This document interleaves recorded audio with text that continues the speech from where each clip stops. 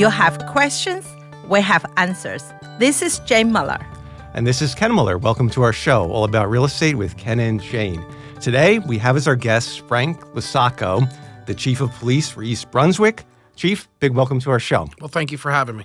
Yeah, you're quite welcome. And first of all, big congratulations on your being elected the fourth Vice President of the New Jersey State Association of Chiefs of Police.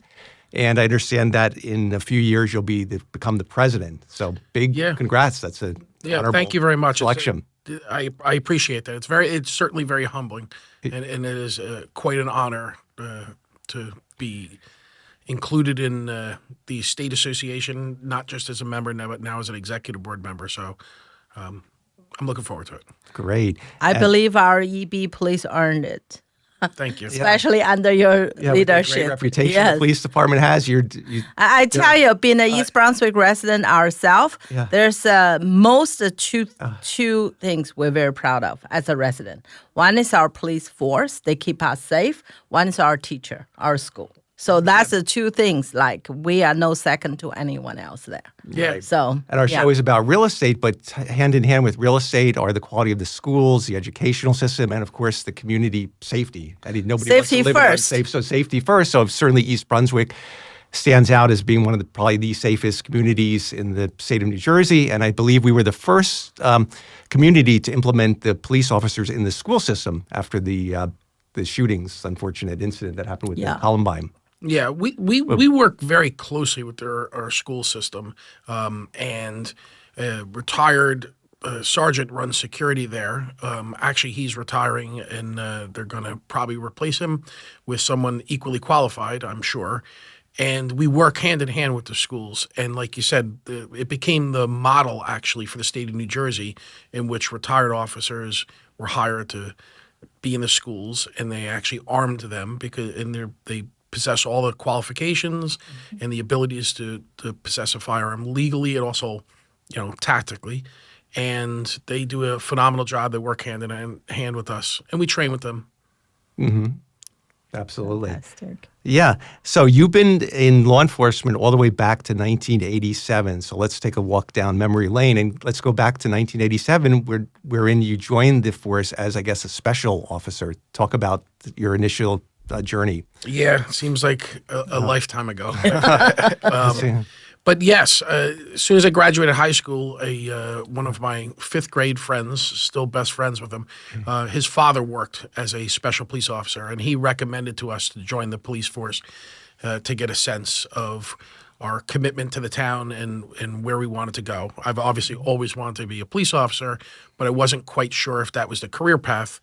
And I said, this is a perfect opportunity to see what it's like, dip my toe in the water, if you will. I was going off to Middlesex, at the time, Middlesex County College, now Middlesex College, to go into the business world. But I joined the special police, and I just found that was the passion I wanted. So I decided to just completely upend my idea of becoming a briefcase-carrying businessman to now a duffel bag-carrying police officer. And I tried out for quite a number of years, and eventually in 1996 convinced them to hire me, and that's my history. Wow. So almost 40 years. Yeah, not quite, but yeah, that's a long and great journey. What is the role of a special officer, if I may ask? What is their duty? What's the differentiation between them and a normal patrolman? Yeah, that's a great question. So essentially there's two levels. Well, technically now I guess there's three, but there's essentially, for us, there's two levels of special police officers, referred to as a Class 1 officer and a Class 2 officer. A Class 1 officer is unarmed, so they don't carry a firearm, and their duty's kind of limited in what they could do for obvious reasons.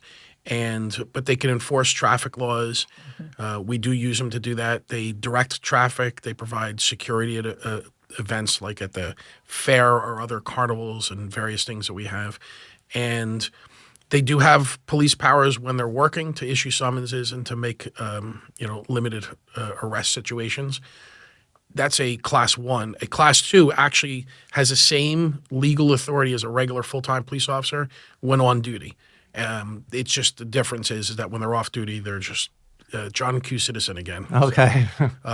And we really only have one Class 2 officer that actually got hired with me in 1987. He's still there. For some reason, we keep getting the same age. Well, everybody else gets younger. I don't know how that works, but yeah, that kind of in lies the difference. We in East Brunswick and in our area, we typically don't use special police officers for like regular police duties, like handling accident reports or going to domestic violence or theft investigations or anything like that. They pretty much work duties and assignments according to requests by various vendors, et cetera. Yeah, and East Brunswick is a fairly large community. We have about, 50,000 residents, plus you have a very active business corridor on Route 18, Cranberry Road. So there's just a lot of traffic going through, a lot of activity. So it's a great responsibility for you to oversee the police force and ensure the safety of the passengers, the travelers, the motorists, the businesses, the homeowners, all the renters, the residents. So it's a great responsibility. And we have so many events every year. Yeah, we have the Middlesex County So Fair, many. East Brunswick Day, and so we have a lot of And visitors. July coming to 4th, town, we have a lot of celebrations, a lot of township events. Yeah. So when you started back in 1996 as a patrolman, how did that shape your understanding? Because you were basically that's the entry level. I mean, it's a very important job, but so that kind of gave you a hands-on experience for your current leadership roles to follow.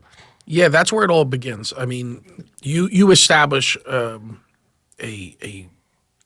certain level of understanding when you go to a police academy. It's challenging training. It's a lot to know, a lot to do. But then, like you said, when you hit the ground as a patrolman, you realize the complication of the job, because you're dealing 1 minute with someone that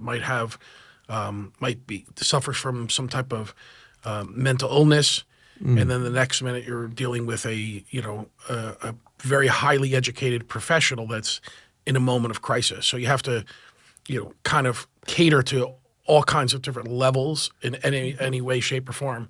As a matter of fact, an interesting thing is someone I knew who is in the fire industry grabbed me socially after work one day and said, how is it? And I said, I just love the job. I was a midnight patrolman at the time. And he said, yeah, it can't be that hard, right? Ride up and down the highway, write a ticket or two. And I thought to myself, boy, did they just reduce this career to something that like anyone could do. And that's just so far from the truth. Yeah. He meant absolutely no offense by saying that, but it underscored the fact that the men and women that serve in this profession, not just the East Brunswick Police Department, I'm proud of every single one of them. But I'm proud of every police officer that serves, because they do a very, very, very hard job. And it's very easy to, like, Monday morning quarterback or armchair quarterback and second guess. But these are people making split-second decisions that are vitally important. And granted, sometimes you can look back and say maybe there was a better way of doing something, but for the vast majority, if not the entirety, they're making these great calls, and they're doing such great things without hesitation for strangers. So I'm proud to be in the profession, and it all started, like I said, or like you said, as a patrolman, and then you build the base, and education never ends. Every day is a new experience, but then all the other training development you do throughout your career. And there's no such thing as a routine traffic stop, because you never know who you're dealing with and who the driver is that you're pulling over. Everybody, it's easy, you drop, you're going to give a few tickets, but everything could be an alarming experience, because you never know the mindset or the mentality of the person that's pulled over. Like you said, it could be somebody with psychological problems. It could be a criminal on the run. It could be, a frantic person who's just, so there's all different psychological factors, and you're the officer is putting their life in danger at some point. Unfortunately, you hear about those tragedies that happen where an officer gets shot. Thankfully, it's not that often, but routine traffic stops can be a very, very dangerous part of the job, or just like going into a domestic dispute or going into a housing project. These are things that people think, it's easy. You just, they're going to just be respectful, but that's not necessarily the case. The mindset of, the instability of the people could alter the events. Yes, we actually don't use that word. We don't say routine because there's nothing that we do in this business as routine. Everything's done with a purpose. Everything's done to bring a successful resolution, both legally as well as morally and ethically. So we don't look at things. So car stops we refer to as high risk if we know we're going into it in a high risk situation, or unknown risk. There's nothing routine. Absolutely. So when you had the patrolman, could you share with us some of the events you had that kind of where you said you kind of like had an aha moment? You said, "Wow, this makes my job worthwhile." Or maybe there was somebody endangered, or can you think of some stories that stand out in your mind, your memories over the years, where you maybe helped the woman or helped to rescue somebody? Or there's been a lot of moments, and I got lots of stories. I think we'd run out of time. Sure. And trust me, some people have better stories, I'm sure. But there's been times where I've been again very lucky in my career to do things like I was one of the police divers. So when you can bring resolution to sometimes not the greatest resolution, but to an event, you could do that. But it's funny when you asked a question. I don't know why this popped in my mind, but I remember actually on the midnight shift responding to an early evening or late evening, early morning hours, a report of a car accident. And it was actually a car that had gone off the road and into a telephone pole. But when I looked into the car, I recognized the driver who was, actually mildly injured, but as someone I went to high school with. And wow. I just remember that it was very clear he was intoxicated. Somebody else handled the actual investigation, but the point of the story was he had left a bar, and actually his girlfriend at the time left after him and didn't even realize that she drove past the accident. So when she doubled back to try to find out where he was and came upon the accident, it's when she approached me, and I realized that she was under the influence also.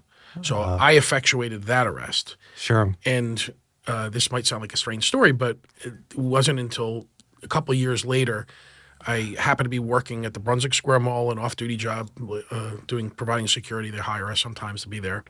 And this woman approached me and claimed I saved her life. And I was embarrassed to not remember her, but it was that person. And she said, at the time, obviously getting arrested for DWI wasn't exactly, but she knew at that point that she was going down a dangerous path. And it was that interaction that actually she claimed to save her life. So it's little things like that police officers do that don't even realize the lifelong impact and how it can change people.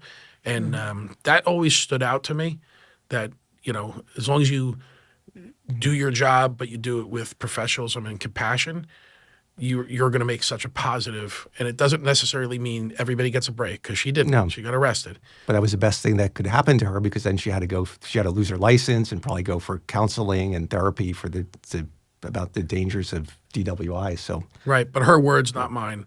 It saved her life. Yeah, wake her up, because sometimes, right, when you go down a path, you kind of live in a dream. You kind of you may know you're going down that path, or you just kind of watching yourself go down that path. And sometimes get arrested, that's not a small thing, especially for a lot of people like us, right? Never get in trouble with the police, suddenly get arrested. I think that itself, would wake anyone up. It's a reality. Yeah, check, right? that was going to be, that I think that probably what she needed. Yeah, we were teasing our daughter because a few months ago, her car broke down on the way to school, and she got stuck. She was panicking, and she was going to be worried. She was going to be late for school. It was where Dunham's meets Cranberry Road, but luckily the traffic could get by. But anyway, the officer, Patrick is his first name, he was kind enough to drop her off in the patrol car. No, it wasn't him. He was on the side. It was the other police officer. So she had the experience of riding in the back of the car, and she said, "Oh, this is really weird. I can't open the door." I said, "Yeah, that's intended to be that way because they don't want." But she said, "Police came open the door for me." Yeah. So the whole school, probably half the school, know the story. She came in a police car. That's great. Yeah. But that's really, I mean, once again, that I think based on what you just shared, right, is wake people up. Even our daughter, he was grateful to get there, but does she want to get in the police car again? Answer is no. No. It was a scary experience. Scary, right? yeah, definitely. Yeah. All right, sounds good. We're going to take a quick break. We'll be right back after these messages. Okay, welcome back to our show. We're joined today with Chief of Police Frank LoSacco of the East Brunswick Police Department. So, Chief, over the years since you've been a patrolman, you've gotten promoted over the years to sergeant and lieutenant and now Chief of Police. So talk about your journey in terms of the prior leadership roles you had and how they prepared you for your current position as Chief of Police. So leadership is one of those things that people say it's an art, which it clearly is, and there's a science behind it. But in the promotional process at the police department, it's comprised of several things that make it as objective as possible. We take tests that are administered by the New Jersey State Association of Chiefs of Police, both a written and then a panel interview of chiefs from outside the agency, as well as your college education, your evaluations, which is a good indicator of how you perform on a daily basis, annually evaluated. We've actually do it semi-annually now, twice a year.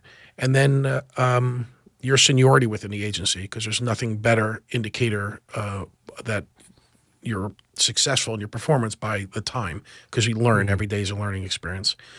So that was the testing. I also became a state delegate of the New Jersey State PBA, representing East Brunswick on a state level. And that begins kind of your leadership journey there, because you're being involved in being a union leader. And then as you gain seniority, you become like an informal leader within the association. And I like to, or within the department. And I'd like to think that every day, every police officer is a leader by taking charge of chaotic situations and being able to bring some stability to the chaos. And all those things is what begins to form that leadership. And honestly, you steal a lot of good things from leaders you've had. You learn the pitfalls, where mistakes that you see in leaders where you say, I'm not going to do that. Yeah. And you lean on your peers, and then you have to have the humility to know that when you're wrong, you stand up and say, I was wrong.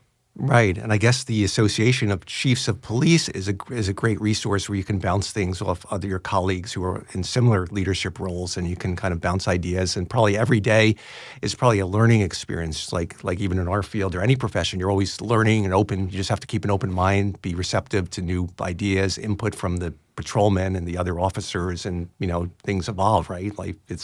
I think also back to the decades back, right? When you started, you said you started with a business degree, right? At the beginning, and then you realized the police is your passion. But those management courses, had a good foundation how to managing the department. So that's go hands in hands. So I think that's everything should come together, right? Yeah. Right. And you probably think of times when you were a patrolman and you remember something that the chief of police did at that time or your immediate boss did, and you think, oh, that was a good move, or, oh, no, I would have done that differently. So, like you said, the experience is key. So everything is part of the components that may help you become a good leader, and then how you communicate with your staff. Roughly, how many officers are in this force right now? I think you probably can't say that, right? Oh, you can't really. That's right. We're not allowed to. We can't. That's something you can do. I'm not going to tell you how many people are working right now. No. We don't want. But employed by the town. That's public knowledge. So we have 86 sworn officers. Wow. And that's just the sworn officers. It doesn't include the special police, which is not a large number. I think right now we have 8 on the special police.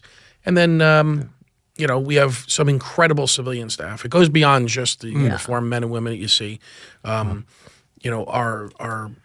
civilian staff is second to none. They're the ones that are doing a lot of the clerical duties. And then we have a team of public safety telecommunicators is a fancy way of saying a 911 operator or a dispatcher. All those different terms. We have a team of them that are just, the unsung heroes because they represent the police department. When you're in crisis and you call 911 and you're at your worst, or sometimes best, depending on the situation, but typically the worst, they're there for you, and they do a phenomenal job. Yeah, and those 911 audio tapes are so key. I've watched enough forensic files to know that sometimes they go back. Don't lift. They go back years, and they can have They can hire a forensic, an audiologist to listen to the voice. And sometimes when the family member is the perpetrator, they go back and they see something strange that they pick up after. If it's a cold case, they go back. There was one particular one where unfortunately it was a police officer who had arranged for his wife to be scared because he wanted her to move from the outskirts into the city so he'd be eligible to become a chief of police. And he hired some people to scare her, but unfortunately the people he hired were not of the best judgment or mindset, and they were either intoxicated or on drugs, and it ended up that she got killed. So when he got home, he called 911, and in one of the slips of the tongue, he said, "Oh, I've got a call for Phelp."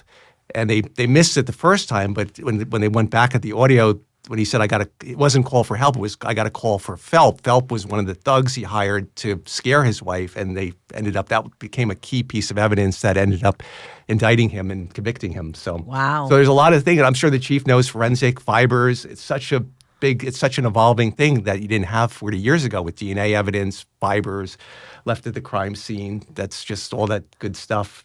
Audiologists, writing samples. My husband loved that show, Chief. Yeah, okay. Probably. He and our daughter love that show. Yeah. I can't watch it because I get scared very easily. I said, you know what? See you later. I'm going to bed.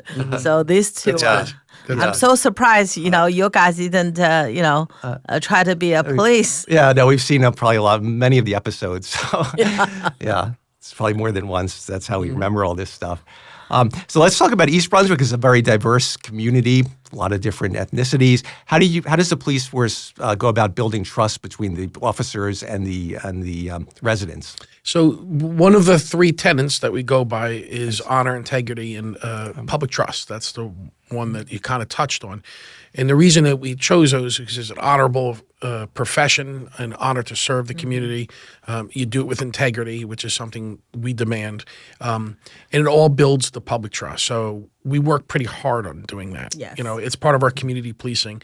And most people think community policing means like a program or, something like that. That's not community policing. Community policing is policing the community as the community sees the needs or has the needs. And that involves, like you said, with a very diverse community, communicating with them and openness. And we're very lucky that we have a very diverse police department as well. And our community embraces that. And then we embrace the community by going out there. The very first thing I did when I took over the agency was I sent letters to every house of worship. We also are very diverse in our houses of worship. And I went out and I met, our clergy leaders, our faith leaders. I work pretty closely with our interfaith clergy council because that's a big segment of who we are. Our business community, I work with the chamber. And all, I mentioned the school system. So those are all parts of our community.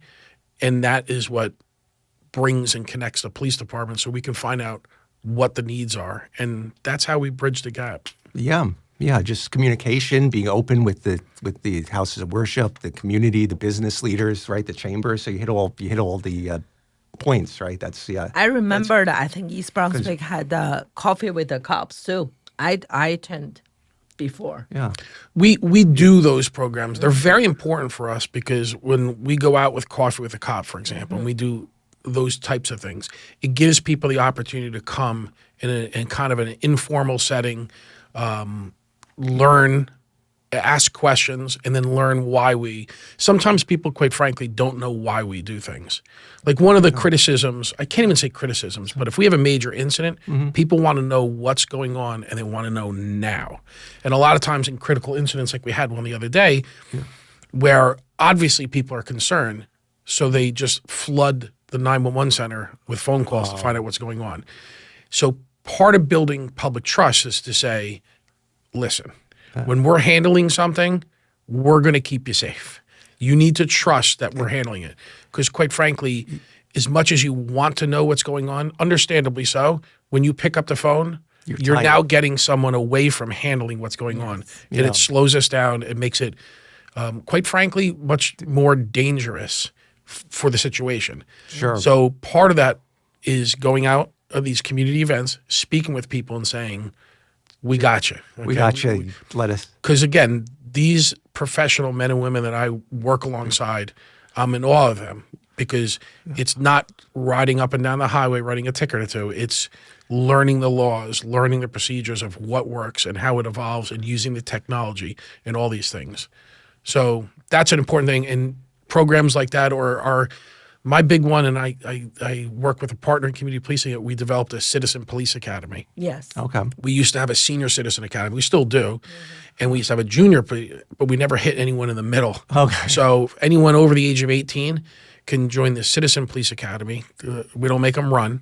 You know, I clearly run a lot. No, but we don't. There's no physical training. It's more educational to say what can you do to help the police, what can you do to stay safe, and then what do we do? We'll give you a little bit. Again, we don't give many of the secrets, but it gives them a better understanding where suddenly they walk away saying, "I really had no idea the police did that." And that helps us. So, and that builds the trust so that when something's going on, they don't demand an answer, I want to know what's going on. They go, I am sure they're handling it and I'll find out later. And that's all we ask. Right. You know, that's how I feel, right? Anything in East Brunswick happening, I just feel the police is going to handle it. We'll be okay. If you see the sirens, but if you see something you want to report, that's a different. If you see something, you think is in danger or anything suspicious, cool. But otherwise, I mean, I don't want to be nosy. At the end of the day, you'll find out anyway at the end. So. And we have a very robust. There's an Office of Professional Standards and a lieutenant who's second to none in the performance of his duties, such as public information. We have a very big presence in social media, the trusted information and you have the sources. text message, the niche network that we we got it. We got that. We belong to that. So you get updates on everything. If there's a road repair, when it's opened, reopened, the whole. So nobody likes. So there's two things that people don't like. Okay, is they don't like the status quo because they want development, but with that, they don't like change. So you're at a catch-22. So that's one of the things that we're actually changing. We're looking at changing our technology. So everybody knows that we went to Civic Ready. We've been using that for a while. And again, it's nothing against Civic Ready, but we've evolved. We're actually going to change a vendor, and we're going to be looking at doing. And so that's something everyone should look out for. But when we have these public alert systems, it's very, very important that the public partners with us. Sure. So we're going to be pushing out information on how to sign up for the new alert system. Okay. And the use of that alert system needs to be, I'm going to use the word robust. In other words, you need to, I'm urging the public that if you want good information, trusted information, so that we can have this dialogue, if you will, partnership. Sure. You have to join that, and you have to give your information. And there's nothing wrong with doing that. Because if you give an address, it's not just your name and phone number or email address. If you give your actual address, that allows us to do things like we can circle neighborhoods. And if there's something targeted, like let's just say there's a hazardous materials release, and we say everybody downwind of the incident needs to be notified. We can literally circle that neighborhood and push out a message instantly to all those people. But that's dependent upon the people signing up and putting their information. Sure. And that information's protected. We're going to continue this next week. I'm sorry, because we're really running a little bit late. Sorry. I want to thank you, Chief, for being our guest and for coming back next week to continue part 2 of our interview. All right. Hope everyone enjoys the rest of their weekend, and we'll see you next week. Bye. Thank you.